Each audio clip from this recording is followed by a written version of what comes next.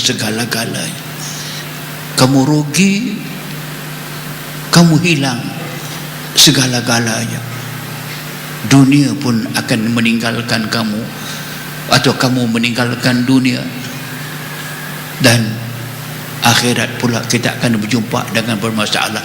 Karena itulah pentingnya ini, melahirkan generasi, tak kira tua, tak kira muda, insan yang benar-benar beriman dan bertakwa kepada Allah Subhanahu wa taala. Mengapa ini perlu? Kan ini penyelesaian kepada masalah ummah, penyelesaian kepada kesemua masalah. Dia akan balik kepada iman dan takwa. Wattaqun ya ulil albab, bertakwa kepadaku, kata Allah, wahai orang yang aku anugerahkan kepada mereka akal fikiran. Kenapa? Kerana manusia sebagai insan yang bergerak dalam alam dunia ini mesti berjumpa dengan berbagai-bagai masalah. Macam sekarang, masalah H1N1 serius, wabak begitu besar, pertambahan terus bertambah, mati terus bertambah, ubat belum ada, ekonomi pun banyak masalah, sosial bermasalah.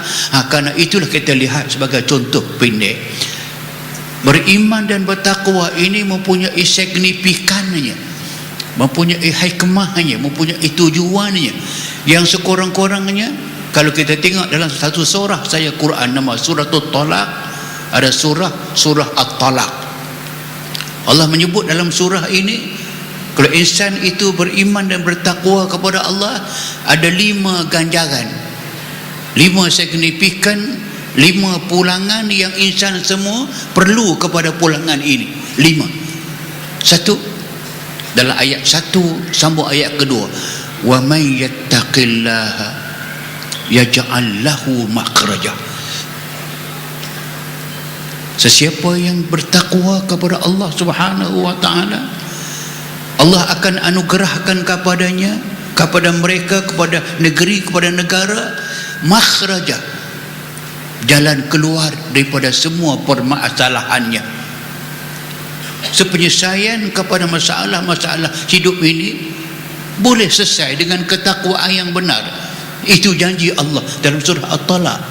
Penyelesaian kepada masalah makhraja. Satu. Yang kedua, ini yang kita nak ke semua, wa yarzuqhu min haitsu la yahtasib. Allah janji nak bagi rezeki kepada mereka, kekayaan kepada mereka, kesenangan kepada mereka, min haitsu la yahtasib, sampai dia sendiri pun tak boleh menghitung banyaknya. Dua, siapa yang tidak mahu kepada rezeki, kepada kesenangan, tapi nak rezeki yang halal, yang diberkati Allah Subhanahu wa taala. Dua. Yang ketiga, ayat 3 tu, wa man yattaqillaha yaj'al lahu min amrihi yusra. Sesiapa yang bertakwa kepada Allah Subhanahu wa taala, yaj'al lahu, Allah jadikan baginya, jika peribadi, kepada masyarakat, kepada keluarga, kepada masyarakat, kepada negeri, kepada negara, min amrihi yusra, Allah permudahkan segala kesulitan mereka.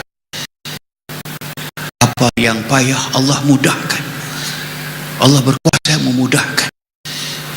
Apa yang tidak mau urusannya mudah, urusan perkahwinannya mudah, urusan pentadbirannya mudah, urusan semuanya mudah. Mudah anugerah. Yang keempat, wa man yattaqillah yukaffir anhu,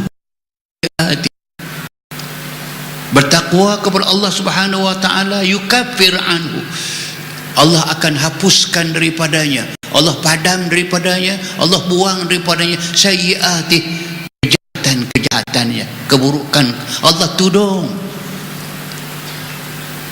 tudung kejahatan, nampak baik saja.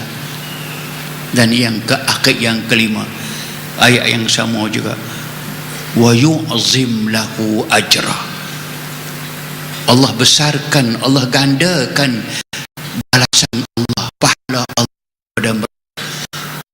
Bila Allah akan kebaikan kepada mereka, gandakan pahala kepada mereka, inilah dikatakan bahawa wa man ya'mal misqala dzarratin khairan yarah. Dia kebaikan akan dibaik menjadi surga. Kalau dunia selesai masalah, akhirat lagi selesai masalah. Itulah gunanya, perlunya generasi yang bertakwa, benar-benar bertakwa kepada Allah Taala. Wassalamualaikum warahmatullahi wabarakatuh. Tuan Puan telah menerangkan kepada kita pengertian generasi yang beriman dan bertakwa. Kenapa kita mesti bina generasi yang tegak atas iman dan takwa. Dan juga disebutkan tadi tuan-tuan dan puan empat acara-acara besar. Profesor Dr. Rubiah yang pakar dalam bidang pendidikan ini tuan-tuan. Sebab itu saya tanyakan soalan ini. Apa yang sepatutnya dirancangkan kepada anak-anak kita? Pengalaman doktor, betulkah perancangan ibu bapa untuk menzahirkan anak-anak yang bergenerasi beriman kepada Allah Subhanahu wa taala? Sila. A'udzubillahi minasyaitonirrajim. Bismillahirrahmanirrahim. Alhamdulillahirabbil alamin. Assalatu wassalamu ala asyrafil anbiya'i wal mursalin wa ala alihi washabihi ajmain. Rabbi shrah li sadri wa yassir li amri wa hlul 'uqdatam min lisani yafqahu qawli. Kalau kita melihat pada persoalan perancangan adalah sesuatu yang sangat-sangat kunci, sangat penting. Jadi kalau kita melihat, bila kita sebut perancangan, bermakna rancangnya bukan setelah anak lahir. Rancangnya bermula daripada peta hidup seorang jejaka, peta hidup seorang putri, dari pilihan jodohnya, dari proses pernikahannya, hinggalah kepada proses untuk mendapatkan zuriat. Ini bermakna membangun generasi bertakwa bukan dimula setelah anak itu lahir.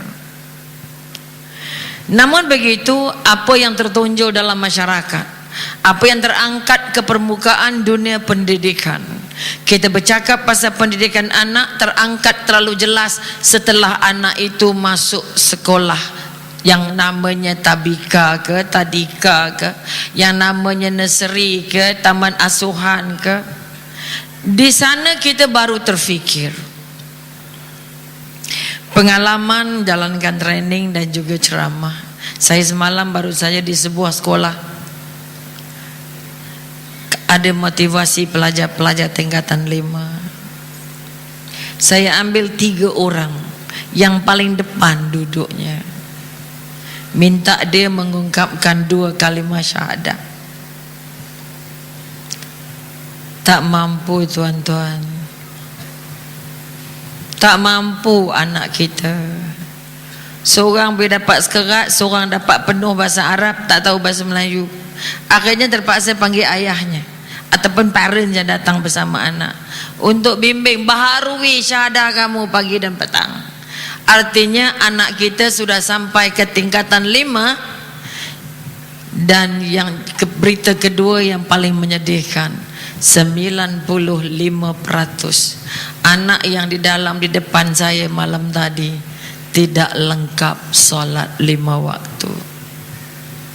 Bagaimana nak dimotivasi orangnya? Bagaimana dipanggil ibu dan ayah untuk solat hajat dan baca yasinnya, yang sudah menjadi adat? Kadang-kadang kita kata ibadat, tapi kadang-kadang jelas sekadar adat. Maka melihat kepada keadaan malam tadi saja dan banyak sekolah-sekolah lain, anak-anak kita IPT, DIPT, IPTA, IPTS, paling kecil jumlahnya 60% tidak lagi lengkap 5 waktunya. Kalau menunding jari kepada mereka, mengapa kamu tidak solat, anak itu tidak boleh jawab. Persoalannya sekarang, kita tidak lagi menunding, kenapa kamu jadi rempit, kenapa kamu jadi tak solat, kenapa kamu macam-macam. Tidak boleh disandarkan puncanya sekadar kepada anak ini.